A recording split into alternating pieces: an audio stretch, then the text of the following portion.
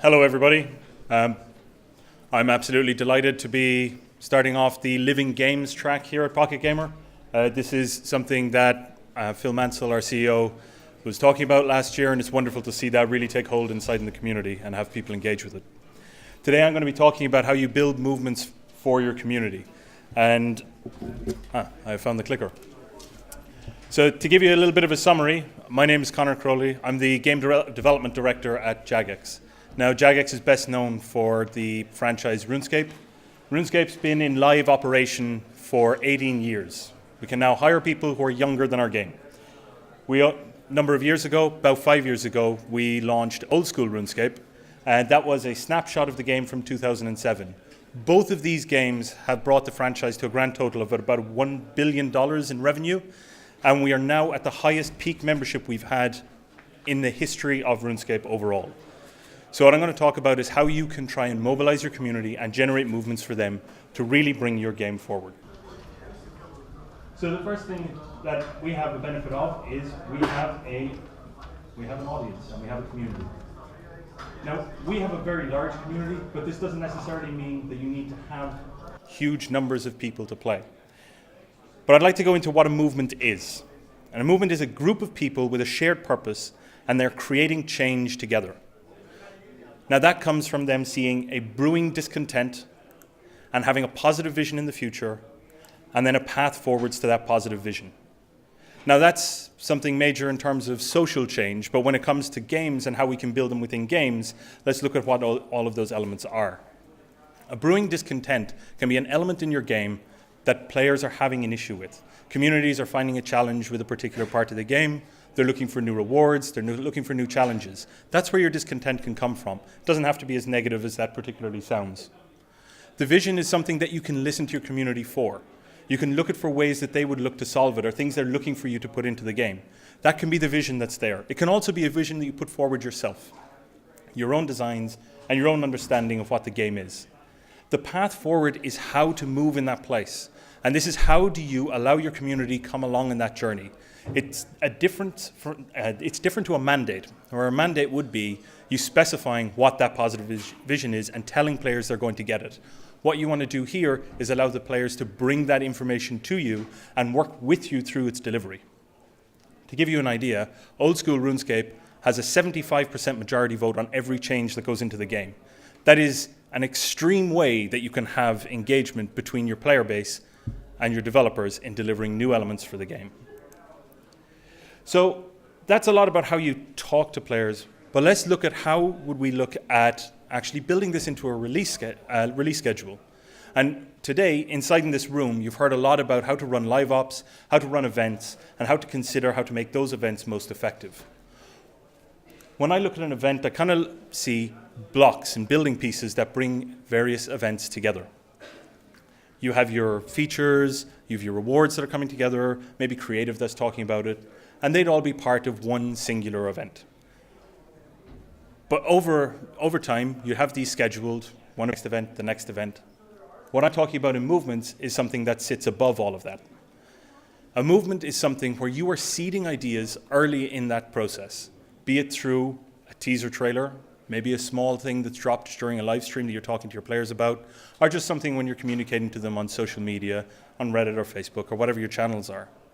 And what you're doing through this entire process is playing on that idea, encouraging the communication and giving your community something that they can start to rally behind. Encourage the conversation on the first seed that you drop and allow them to speculate and question. Those speculations can help you understand what are you going to try and deliver in a future update. It allows you to better inform what your future is going to be and make sure that you're delivering what your players are actually looking for. And this can keep going time and time again. You're building that snowball. You're making sure that your future events are as effective as they possibly can be. Now, to give you an idea, I have a couple of examples from RuneScape and from old school. Now, RuneScape, this is one of the bosses that we had on an event or an update called God Wars Dungeon 2. God Wars Dungeon 2, as you can expect, was a sequel to God Wars Dungeon 1, which came out early in the life cycle of RuneScape. We launched this update in 2016. The update itself was very much feeding their need for new challenges and new combat abilities inside in the game. We had a lot of bosses, we have a lot of dungeons in RuneScape after At that point, it was 15 years of development. You can expect there's a lot of content there, but players are always looking for more and looking for new ways to challenge themselves. This was a way for us to start dealing with that. There's also a look for nostalgia. Players always engage with things when they fondly remember being engaged with something in the past. And this allowed us to play to that and understand what was good in the original and how can we improve it in the future. And also we had a large-scale story going at the time. And this was a very strong story beat for us. And it was something that would encourage the players to get engaged with that story and make sure they're coming back for future updates as well. Now the path forward and how we worked through that was we released this as part of a option for future votes, or future releases, where we allowed the players to vote on what updates they were most excited by. I mean, that's a very easy way to figure out what do the players want, right? Ask them. Now, some things they asked for, they didn't actually want, and we've shipped those too, and there's a completely different talk in getting the difference between what people say they want and what they actually want. But in this case, they did want this. And then we also made sure that we were live streaming the entire development. We put forward teasers, we put forward suggestions. We did a guess that boss, kind of like guess that Pokemon, to try and see if people could understand who the bosses were going to be, what gods they were going to be for. It allowed us to understand what players expected from those bosses and how they expected to interact with them and engage with them. That meant that we were able to ensure that those were the things we emphasized during development, that kind of iterative cycle during the development process where we were seeding ideas. Now, when it came to actually putting that in the game, so going beyond our communications, we made sure that we were releasing pieces early. The release process for this particular piece of content was over about 4 weeks. It started with us just telling players about the bosses being there. Then we placed the entrance to the dungeon. Couldn't open it, it existed. Players could come across it as they wandered through the desert. It sparked that immediate point of intrigue and people started asking questions. If they weren't following our live streams, they could suddenly start following it in game. After that, we ran a tiny little quest, something where people could go out and find more information about those bosses. And then just before launch, we had a large-scale community event where they were all progressing together to open the dungeon. Now, to show you the impact that that had, this is a DAU graph for that period of time. To explain, when you're running a game over a period of time like RuneScape, for us to really see fluctuations, we go into very tight time periods. This is only a couple of weeks, but we fluctuate quite rapidly. What you'll see is, there we go, okay. So the pre-release where we first announced it, you see some level of engagement increase. There was a little bit of intrigue, nothing major. Once we launched the event, interestingly, that was far more successful than we could have hoped for. While we had a massive jump in our DAU, we had a larger jump in our ARPU levels as well. And so our overall monetization and membership levels were increasing at the same time. And when we looked at the launch event, we had actually brought all those players in and engaged them already, which was exciting for us. But we didn't have the same drop-off. People were coming back in, and we held that tail. We quite frequently see that drop-off after an initial launch. So this was our building and our getting interest in players as we went over time. As another example, Dragon Slayer 2. Now, when you have decades of content, then it's very easy to find sequels. I understand that if you're looking for something that can hark back to players calling on it, you may not have that level, that depth of content, but this can work for any piece of new, intriguing content that you're releasing.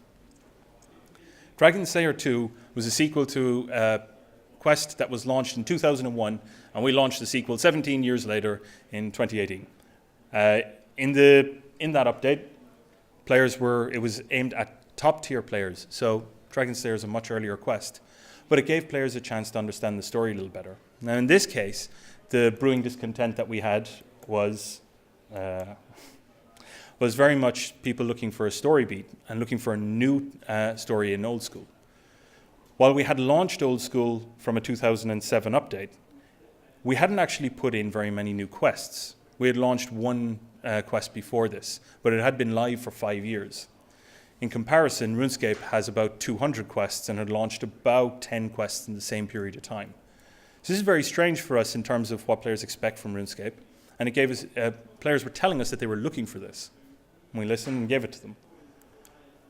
Now, you may not have the same polling system that exists in old school RuneScape, but we did start this with an announcement at RuneFest, hearing that grumbling around looking for more story content, looking for us to push the narrative element of the game as much as we were pushing things like PvE or PvP content.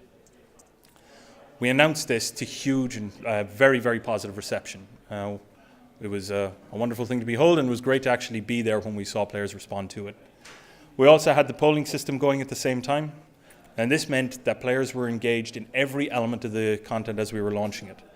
They had to vote everything in at a 75% majority, and if they didn't like it, we didn't put it in. Like I said, it's a very extreme way for you to make sure that you're giving the players what they actually want. And then we were also looking at how can we tease this content in earlier updates. So this was the first time in Old School where we actually put something into the game before we launched the quest itself. And we did it just before Christmas, a place where we usually see a lull in how people engage with the game, and we see a dip in our engagement. Apparently people want to do something other than play Old School when they're on their Christmas holidays. We also looked to live stream the creation of artwork for this update. So we had our artists on live stream engaging with the community, taking live feedback and altering the designs while we were building the content, making sure it was what the players were looking for, and then allow the players to shout about that and engage other people with it, giving them that tool to generate that movement to make sure that you're improving in performance. And we took those changes, we got direct changes into the game from feedback. Players felt like they were making difference, and that meant that they were engaging others as well. Now, in terms of how that impacted the performance of the product itself, this is a very gradual incline. But like I said, at that period in time, we tend to see dips. What we see is the pre-release, we did it in two parts, starting at Christmas, then just before New Year's. You can see the two spikes, the two lifts as we started to do that. Now, we always lose everybody at New Year's, and I haven't found a way to stop that from happening yet, but we will sometime in the future. But then as we went into launch and people were getting excited for it, we started to see that steady climb and a continuous increase. That was a steady growth over a period of months following this period. A lot of what drove that as well was the excitement the players had for getting ready for the content at the very start. And we actually had a marathon of a stream for people to be the first person to complete it. It took about 2 hours and 52 minutes, I think. So it was a great start to what we were trying to do here, and there was a continuous race to try and beat that time once it had gone live. So those are just two examples of how we see this, how we've seen this operating in the past. Now, looking forward as to what we're going to do in the future, and how this scales out to more effective means, is we've spoken about a single movement. We'll have multiple updates in that movement. We'll seed the idea early, and we'll make sure we're iterating it and driving people's attention to this point, giving them things that they can talk to the community about and allow them to build momentum as much as we are. And we will be looking to see how we layer a second one onto that. How can one movement build up to a second? And we're in the middle of this right now. We're looking at things that are going to cross multiple years and multiple months to make sure that we are seeding ideas very early and then snowballing the conversation about what will come in the future. And you can see some of that will happen this year with RuneScape. And our next stage will be, as we lay on a next movement following out of that, how does that go on a multi-year strategy? So we will look at how we're going to engage players and how we're going to move them through the journey in RuneScape over periods of multiple years in multiple different storylines and different engagements. Seeing how can we seed in a single item in the first movement something that will cause a change in the third, like a larger third movement than what we've got here.